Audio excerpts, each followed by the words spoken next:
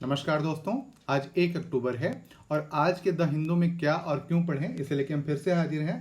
आज जो सबसे पहली न्यूज़ पढ़नी है वो है India envoy blocked near UK gurdwara, है ना। यूके के गुरुद्वारा में भारतीय राजनयिक है उनको ब्लॉक किया गया था खालिस्तानी समर्थकों द्वारा, और गुरुद्वारा की तरफ से इसकी भर्त्सना की है, कड़ी भर्त्सना की है कि हम इस तरीके के किसी भी कृत्य का समर्थन नहीं करते हैं। गुरुद्वारा सभी धर्मों के लोगों के लिए खुला है और सभी का दिल से स्वागत है। इस तरीके की बातें हैं, तो इससे कुछ रिश्ते बिगड़ते हैं और इसी के बारे में एक बात की गई है। ये कनाडा का रॉ है जिसमें निज्जर की हत्या कर दी गई थी, है ना। उसके बाद ऐसी घटना घटी है, तो ये भी आपको देखना है ना। और इसमें ये समझना है कि आखिर ऐसा क्यों हुआ, है ना। तो ये आपको देखना है, बहुत ज़्यादा कुछ नहीं देखना है इसमें। उसके बाद हमें पढ़ना जो है वो पेज नंबर 6 पे है, ठीक है। पेज नंबर 6 पे क्या है?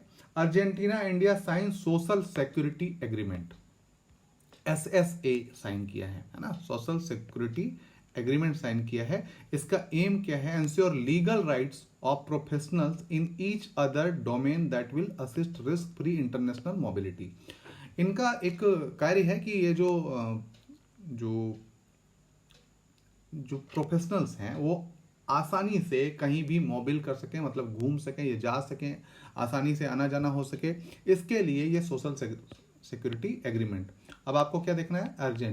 अर्जेंटीना के साथ हमारे रिश्ते कैसे हैं इसके बारे में थोड़ी सी सर्च करनी है और आपको इसका नोट डाउन कर लेना है, ठीक है। इसके बाद है एक न्यूज़ है, आर्मी प्रोजेक्ट उद्भव। क्या नाम है? Project Udbhav to rediscover Indic heritage of statecraft from ancient text, है ना। अब इसमें क्या किया जाएगा कि जो पहले के जो राजा हैं या महाराजा हैं या इस तरीके की चीज़ें हुई हैं उनको एक तरीके से ढूंढना है, उनको रखना है ना। जैसे अब यहाँ पे modernisation of security force Atmanirbhar Bharat according to army statement, और बहुत सारी कल्चरल, रीजनल, हिस्टोरिकल टेक्स्ट हैं, उनमें से ढूंढ के कुछ चीज़ों को हाईलाइट करना है और उनको हेरिटेज एक तरीके से बनाना है ना। इसी पे ये बात की गई है, तो आप इसको देख लेंगे एक बार, है ना। और इसके बाद जो हमें पढ़ना है वो पेज नंबर 10 पे है। पेज नंबर 10 पे चलते हैं, 10 नंबर पेज पे। चूंकि आज जो है संडे है और आज के अखबार में एडिटोरियल नहीं होता, इसमें साइंस का एक पेज होता है और बहुत इंपॉर्टेंट होता है, इसको आप पढ़ेंगे। इसमें है genes fuel antibiotic resistant in Yemen cholera epidemic, ठीक है। Genes imparting resistance of multiple antibiotics emerge in vibrio cholera के लिए किस तरीके से एंटीबायोटिक का निर्माण कर रहा है, न्यू प्लाज्मिड क्या खोजा गया है, तो इसके बारे में एक मोटा मोटा थोड़ा सा पढ़ लेंगे, बाकी कुछ नहीं पढ़ेंगे तो चलेगा, ठीक है।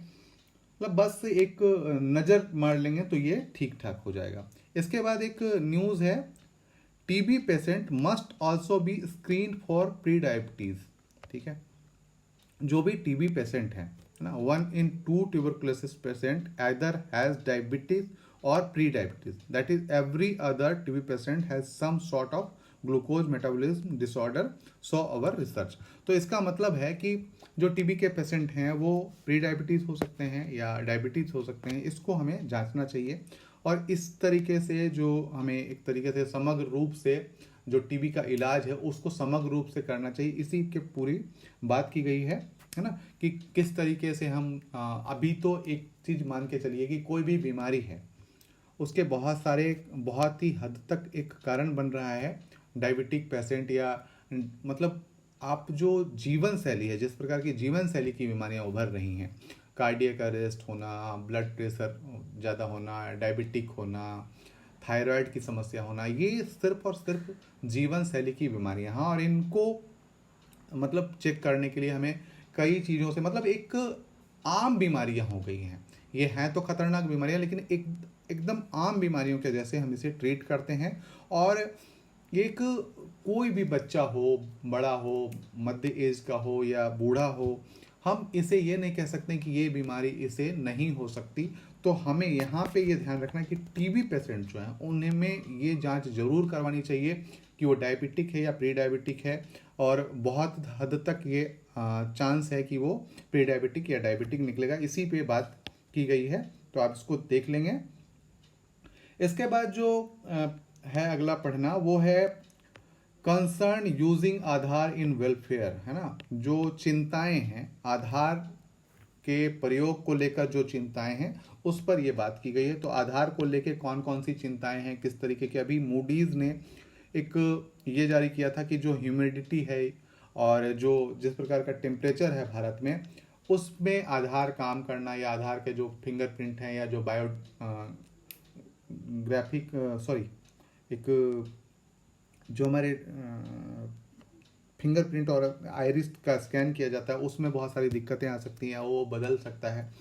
उसी प्रकार से किस प्रकार से जो आधार के साथ समस्याएं आ सकती हैं, किस किस चीज़ें से दिक्कतें हो सकती हैं, उस पर ये बात की गई है ना।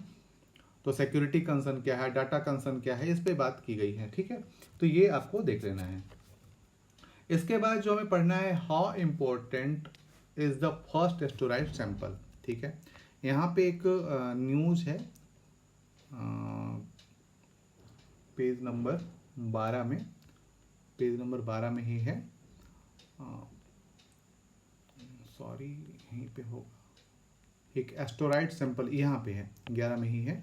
How important is the first steroid sample. NASA ने कभी स्पेस क्राफ्ट था, वो मिशन जो था एस्टोराइड में जाके वहाँ से कुछ सैंपल कलेक्ट करके वो यहाँ पे लाया है, डॉम्सडे रॉक्स है। तो उसको अब वो कितना इम्पोर्टेंट है पृथ्वी के लिए, कितना इम्पोर्टेंट है, क्या कौन कौन सी जानकारियाँ मिल सकती है, या किस प्रकार की रिसर्च में हमें सहायता मिल सकती है, इसके बारे में ये बात की गई है ना। तो ये आपको देख लेना है क्या है। एक नासाज एस्टोराइड हंटिंग स्पेसक्राफ्ट है OSIRIS REx, short for origins spectral interpretation resources identification security regolith explorer, है ना। ये पूरा फुल फॉर्म है, तो इसको आप थोड़ा सा याद रखेंगे, ओसिरिस रेक्स, है ना। इस क्या कर रहा था कि ये जो एस्टोराइड है उसको एक सैंपल कलेक्ट करने वाला था, तो वो सैंपल कलेक्ट करके लाया है। अब ये जो है ये क्या हमें बता सकता है या किस प्रकार से सहायता कर सकता है, इसके बारे में यहाँ पे थोड़ी चर्चा की गई है, तो आप इसे पढ़ सकते हैं।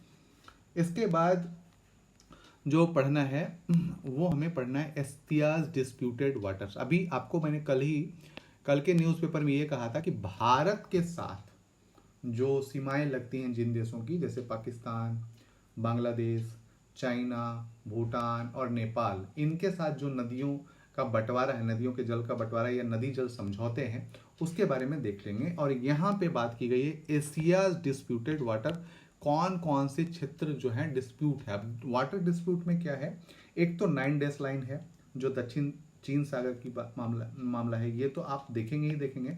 साथ ही साथ भारत बांग्लादेश, भारत श्रीलंका और भारत पाकिस्तान के बीच तो नहीं है अभी उस लेवल पे, लेकिन भारत बांग्लादेश और भारत श्रीलंका के बीच में समुद्री जल बंटवारे को एक समस्या थी जिसको हल कर लिया गया था, और यहाँ पे उसे आपको देखना है। और यहाँ पे 9 डैश लाइन जो है 1 2 3 4 5 6 7 8 9 9 डैश लाइन है, इसका क्या विवाद है, इसके बारे में यहाँ पे बात की गई है, तो आप इसको देख लेंगे एक बार।